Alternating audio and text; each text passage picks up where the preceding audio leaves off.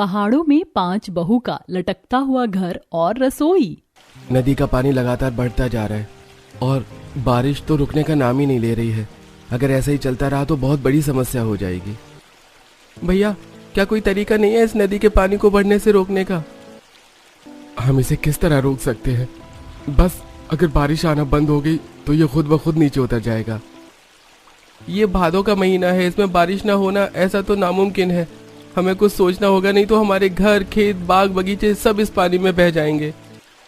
शिवाय, अभिनव, अनिरुद्ध, राघव और आशीष ने गांव वालों से नदी के किनारे पत्थर लगाने को बोला। फिर सभी ने बड़े बड़े पत्थर उठाकर नदी के एक ओर पत्थर लगा दिए। इसके कुछ दिन बाद बारिश अभी भी लगातार हो रही थी। नदी का पानी लगातार बढ़ता जा रहा था। हे भगवान जी, पानी तो काफी ऊपर तक आ गया है। हमें जाकर अपने पतियों को बताना होगा। सही कह रही हो प्रगति, ये पानी कभी भी जमीन पर आ सकता है। प्रगति और साक्षी दोनों दौड़कर वापस अपने लकड़ी के बने घर में पहुंचे। राघव जी, पत्थर लगाने के बाद भी काफी ऊपर आ चुका है पानी। हमें जल्दी ही कुछ करना होगा। प्रगति को गहराया हुआ देखकर 5 बेटे और गांव के कुछ आदमी नदी को देखने गए। नदी का पानी बिल्कुल मटमैला और काफी तेज रफ्तार से चल रहा था। सभी गांव वालों से कहो कि जल्दी से अपना जरूरी सामान ले ले और इस जगह को जल्दी से खाली कर दे, वरना ये नदी हम सबको ले डूबेगी। 5 बेटों ने सभी को इस बारे में खबर दी और फिर सभी ने अपना सामान जल्दी जल्दी बांधना शुरू कर दिया। उन्होंने अपने खेतों से कुछ सब्जियां भी ले ली और कुछ उनके पालतू जानवर जैसे गाय, भैंस, बकरी सभी को अपने साथ लेकर वहां से निकलने को तैयार हुए। उन लोगों का वो छोटा सा गांव पहाड़ों के बीच बसा हुआ था, इसलिए वहां दूर दूर तक बसावट नहीं थी। सभी लोगों ने बेबस होकर पहाड़ों की तरफ ही चलना शुरू कर दिया। हम सबको ऊपर की तरफ जाना होगा, नीचे बाढ़ के आने का खतरा है। लेकिन शिवाय जी, हम बड़े बूढ़ों और जानवरों को ऊपर कैसे लेकर जाएंगे? हम उन्हें अपने सहारे से ऊपर चढ़ाएंगे। माँ, सबसे पहले आप आइए। नहीं बेटा, मुझे बहुत डर लगता है। माँ, बात को समझिए। हमें समय रहते आप सभी को ऊपर की तरफ चढ़ाना होगा, उसके बाद ही हम चढ़ पाएंगे। और अगर हमने ऐसा नहीं किया तो हम बाढ़ के पानी में बह भी सकते हैं। इस पर सभी काफी घबरा गए। 5 बेटों और कुछ आदमियों ने मिलकर पहले बूढ़ों को ऊपर की तरफ चढ़ाया, जहां पहाड़ में एक छोटी सी जगह बनी हुई थी। और फिर जब बेटों के चढ़ने की बारी आई तब तक नदी का पानी बाहर आ गया। पानी में लगातार लहरें उठने लगी और वो बड़ी ही तीव्र गति से उनकी तरफ बढ़ रहा था। भैया जल्दी कीजिए। अभिनव बेटा, राघव, अपने भाई की मदद कर। 5 बेटे एक दूसरे का हाथ पकड़कर सहारा लेते हुए समय रहते उस छोटी चट्टान पर चढ़ गए। उनके ऊपर चढ़ने की पानी की एक तेज और बड़ी लहर उस चट्टान से टकराई, जिससे कुछ गाय और बकरियां उसमें बह गई। हे भगवान, हमारी गैया। शिवाय, अभिनव, देखो, हमारी गाय और बकरी पानी में बह गई, कुछ करो। 5 बेटों ने गाय और बकरी को बचाने के लिए छोटी छोटी चट्टानों पर कुड़कर उन तक पहुंचने की कोशिश की। अनिरुद्ध के हाथ में एक बकरी का पैर आ गया और उसने उसे पानी से खींच लिया, लेकिन बाकी सारी गाय बकरियां पहुंच से दूर जा चुकी थी। हे भगवान, ये क्या हो गया? हमसे तो एक ही झटके में सब कुछ छिन गया। हमारा घर, खेत, बाग, हमारे पालतू जानवर भी। अब हम कहाँ जाएंगे? आप रोइए मत माँ जी, सब ठीक हो जाएगा। सभी गांव वाले उस पहाड़ की ओट में उस छोटी चट्टान पर बेबस होकर बैठे हुए थे। तूफान इतना बढ़ गया था कि वहां भी बारिश की ठंडी बूंदें उनके शरीर पर पड़ रही थी, लेकिन उन्हें इस बात की परवाह बिल्कुल नहीं थी, क्योंकि आसमान से ज्यादा आज उनकी आंखें बरस रही थी। सभी सावधान हो जाइए। मुझे लगता है कि हमें यहाँ से भी निकलना होगा। पानी का स्तर बढ़ता जा रहा है। सभी गांव वालों ने बात मानकर पहाड़ों के बीच चलना शुरू किया। काफी देर तक चलते चलते वो काफी ऊपर आ गए, लेकिन अभी तक उन्होंने ठहरने की कोई भी ठीक जगह नहीं मिली थी। अरे, और कितना चलना होगा इस बूढ़ी औरत के शरीर में? अब और चलने की क्षमता नहीं है। माँ जी, आप मेरी पीठ पर आ जाइए, आपको चलने की कोई जरूरत नहीं है। अभिनव ने वंदना को अपनी पीठ पर लिया और फिर दोबारा चलना शुरू किया। चलते चलते वो लोग काफी ऊंचाई पर आ चुके थे, जहां एक साइड सिर्फ खाई थी। संभाल कर, सभी एक दूसरे को पीछे से पकड़कर चलो। सभी एक दूसरे को पीछे से पकड़कर चलने लगे।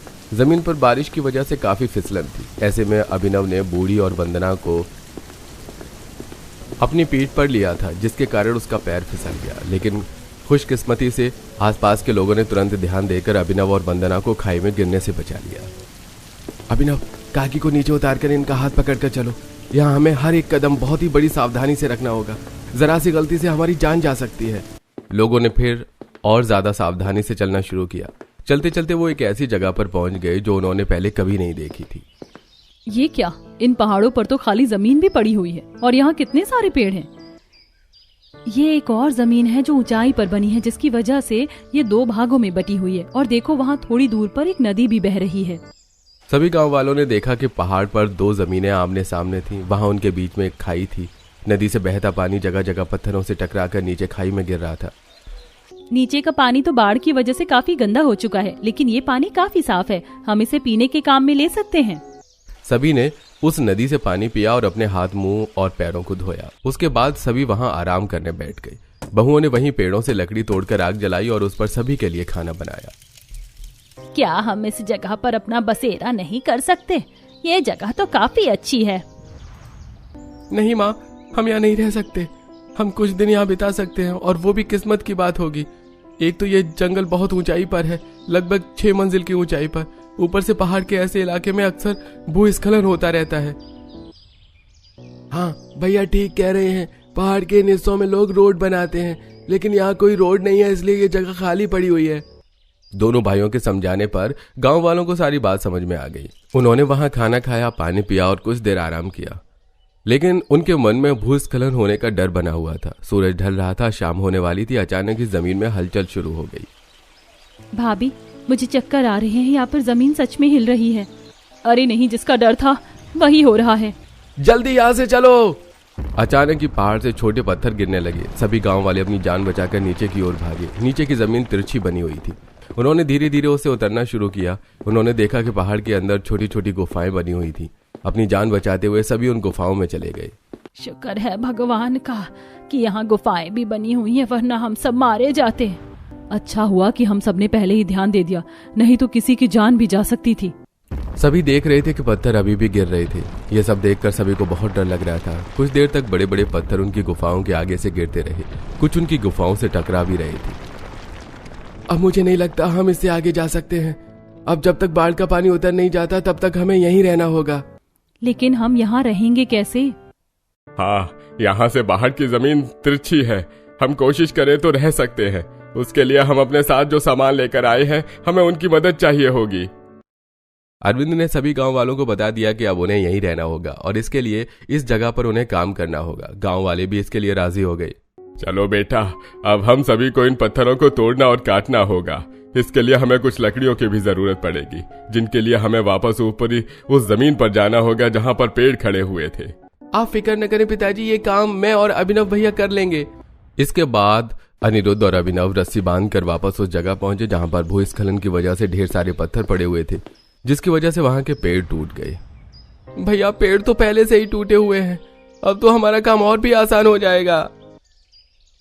ठीक है अनिरुद्ध, अब जल्दी से लकड़ी काटना शुरू करो। पेड़ टूटने की वजह से उन्हें उसे काटने में ज्यादा देर नहीं लगी और वो काफी सारी लकड़ियां इकट्ठी करके रस्सियों की मदद से नीचे ले आए।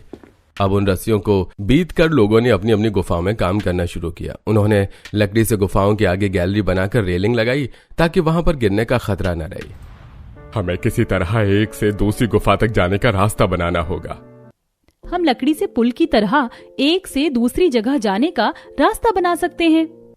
नहीं, लकड़ी का रास्ता बनाना बेकार है। एक पत्थर गिरते ही टूट जाएगा। इससे अच्छा हम पहाड़ को ही तोड़कर उसमें सीढ़ियां बना लें।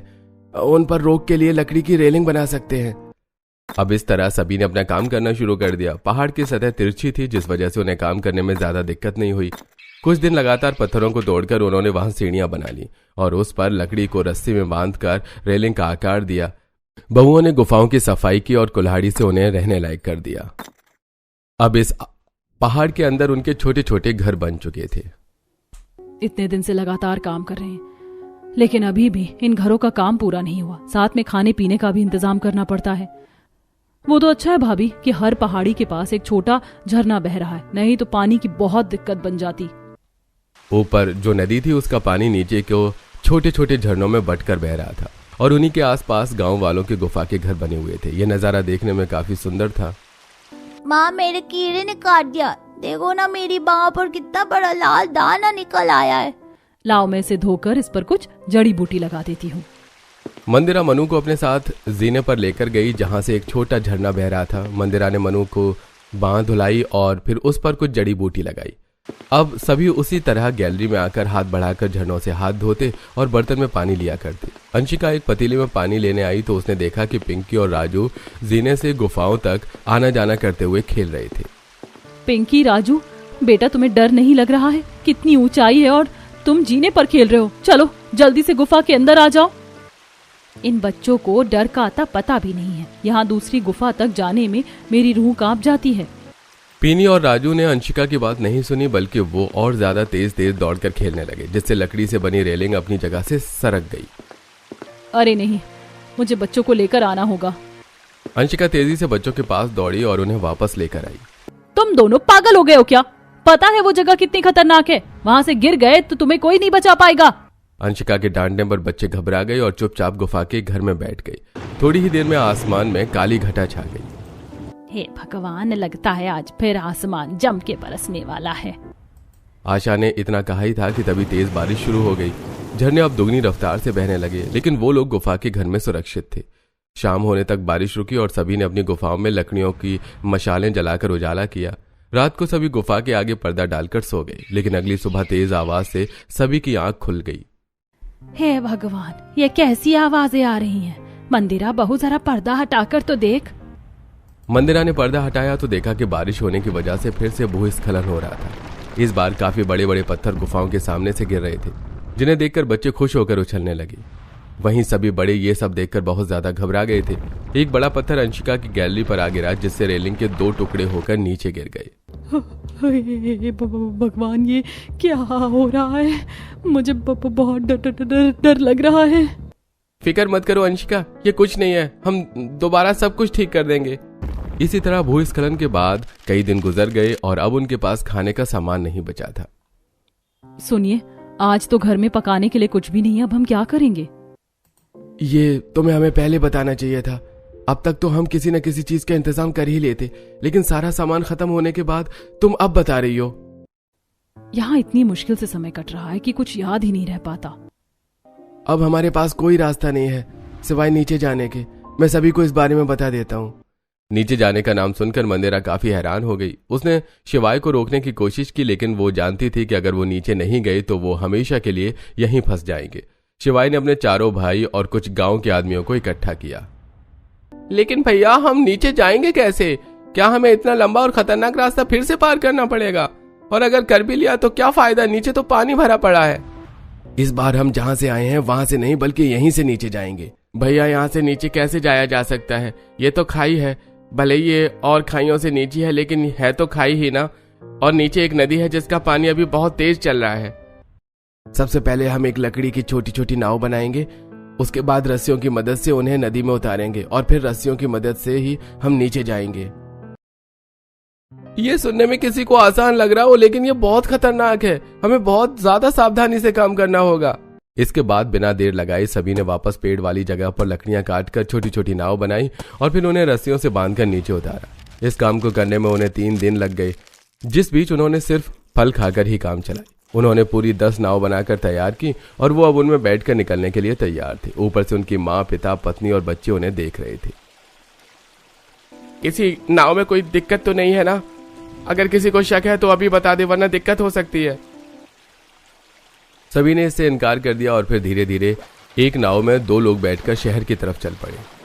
हे भगवान, मेरे बेटों की रक्षा करना, उन्हें सुरक्षित घर वापस ले आना, बस इससे ज्यादा हमें कुछ नहीं चाहिए।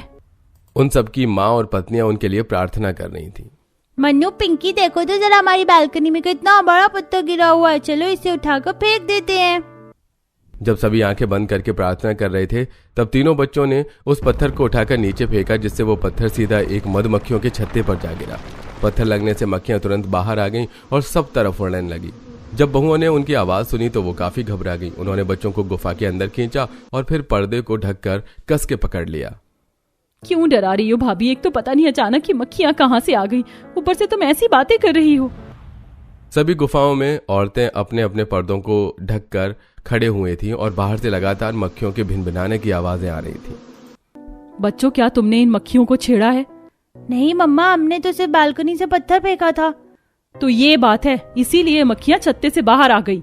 एक तरफ जहां गांव की औरतों को मधुमक्खियों का सामना करना पड़ रहा था, वहीं दूसरी तरफ उनके पति बड़ी मुश्किल से उस नाव में सफर कर रहे थे।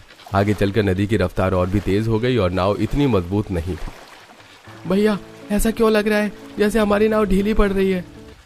अरे नहीं नहीं, इसके तो बांध ढीले हो रहे हैं। आशीष, ये टूटने वाली है, हमें जल्दी से उस पार से उतरना होगा।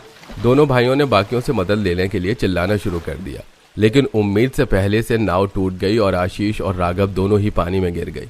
नदी का पानी बहुत तेज चल रहा था, इसलिए वो खुद को संभाल नहीं पा रहे थे। आशीष, राघव, आशीष, हमारे ये राघव, इस नाव की तरफ आने की कोशिश करो इधर। पानी इतना तेज चल रहा था कि दोनों को अपनी खबर भी नहीं थी। सभी गांव वालों ने यह देखकर अपनी नावें उनकी तरफ दौड़ाई। अभिनव ने आगे झुककर आशीष का हाथ पकड़ा, जो कि लगभग बेहोश हो चुका था। वहीं गांव वालों ने शिवाई के साथ राघव के चारों तरफ नावों से घेरा बनाया और फिर उसे ऊपर खींचा। अभिनव ने आशीष का सीना दबाते हुए उसके मुंह से पानी निकाला, तब जाकर आशीष को होश आया। वहीं राघव की भी हालत काफी खराब थी। घबरा मत मेरे भाई, हम बस पहुंचने ही वाले हैं। कहीं हमारे परिवार को भी ऐसी ही मुश्किलों का सामना न करना पड़ रहा हो। काफी लंबे सफर के बाद सभी को एक जमीन नजर आई जिस पर कुछ घर भी बने हुए थे। सभी उधर की तरफ ही चलो, शायद वो कोई गांव है। कुछ खाने पीने को न होने की वजह से जमीन तक पहुंचते पहुंचते सभी की हालत खराब हो गई। जब गांव वालों ने उन्हें इस तरह देखा तो उन्हें उनको अपने घर ले जाकर उन्हें खाना पानी दिया। वहीं मधुमक्खियां भी अब जा चुकी थीं। ये देखकर बहुओं की भी जान में जान आई। कितने घंटों से हम इसी तरह पर्दा पकड़े हुए खड़े हैं। मेरे तो हाथ भी सुन्न पड़ गए हैं।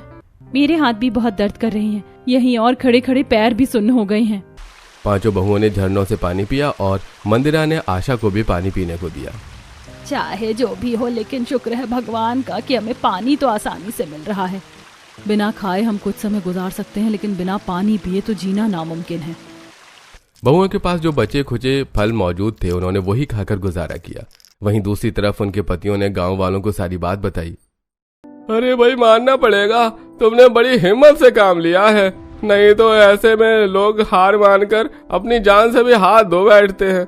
हम तुम्हारी हिम्मत की दाद देते हैं भाई साहब, अगर आपको ठीक लगे तो आप यहाँ जब तक रह सकते हैं जब तक आपकी जमीन से पानी नहीं उतर जाता। इस तरह पहाड़ों में रहना कोई आसान बात नहीं है, और आपके छोटे छोटे बच्चे भी होंगे, उनका ख्याल आपको हर समय रखना पड़ता होगा। हाँ भाई साहब, हम अपने मुखिया से बात करके आपको कुछ समय यहाँ रहने की इजाजत दिला देंगे। पांचों बेटे और गांव वाले उनकी बात पर काफी खुश हुए। उन्होंने उनका हाथ जोड़कर शुक्रिया अदा किया, लेकिन अब उन्हें अपने परिवार को भी पहाड़ों से लेकर आना था। ये बात बताकर वो कुछ खाने का सामान लिए वापस नाव में बैठकर पहाड़ों की तरफ चल दिए। भैया, अब हमें रस्सियों से पहाड़ की चढ़ाई करनी होगी। इसकी ऊंचाई लगभग 8 मंजिला है, हमें बहुत सावधानी से चढ़ना होगा। धीरे धीरे गांव वालों ने चढ़ना शुरू किया और धीरे धीरे सभी सुरक्षित ऊपर चढ़ गए। ऊपर जाने के बाद सभी ने अपने परिवारों को सारी बात बताई, जिस पर उनके परिवार वाले बहुत खुश हुए। सभी ध्यान से सुनो, हम औरतों और बच्चों को रस्सियों से नीचे नहीं उतार सकते हैं, और हमारे पास इतनी नाव भी नहीं है और ना ही लकड़ियां हैं, इसलिए हमें रस्सियों की मदद लेकर उसी रास्ते से जाना होगा जिससे हम यहाँ पार आए थे। सभी गांव वालों ने वापस उसी कठिन रास्ते से नीचे उतरना शुरू कर दिया, लेकिन इस बार वो रस्सियों को पकड़कर नीचे उतर रहे थे, जिससे उन्हें नीचे आने में ज्यादा दिक्कत नहीं हुई। और फिर उन्होंने पहाड़ों के नीचे वाले हिस्से से चलना शुरू किया, लेकिन आगे चलकर सिर्फ पानी ही पानी था। यहाँ से हमें नाव की जरूरत पड़ेगी। पांचों बेटों और सभी गांव वालों ने इस बार बड़ी बड़ी नाव बनाने की शुरुआत की। उन्होंने बड़ी लकड़ियों को काटा और रस्सियों की मदद से उन्हें जोड़कर 4 बड़ी नाव तैयार की और फिर उसमें बैठकर गांव की ओर जाने लगे। चलते चलते ही आधे रास्ते में बारिश शुरू हो गई। ए भगवान जी, हमने कम परेशानियों का सामना किया जो अब ये बारिश भी शुरू हो गई। अभिनव जी, नाव को तेज चलाइए, वैसे भी आजकल इतनी बाढ़ें आ रही हैं। दिव्यांका ने इतना बोला ही था कि तभी पीछे से एक बड़ी लहर उठने लगी। गांव की जमीन काफी करीब थी। सभी आदमियों ने एड़ी चोटी का दम लगाते हुए नाव को तेजी से चलाया और आखिरकार लहर के पहुंचने से पहले सभी गांव तक पहुंच गए। सभी ने भगवान का शुक्रिया अदा किया और अब उन्होंने देखा कि उन्हें रहने के लिए एक जमीन मिल चुकी थी।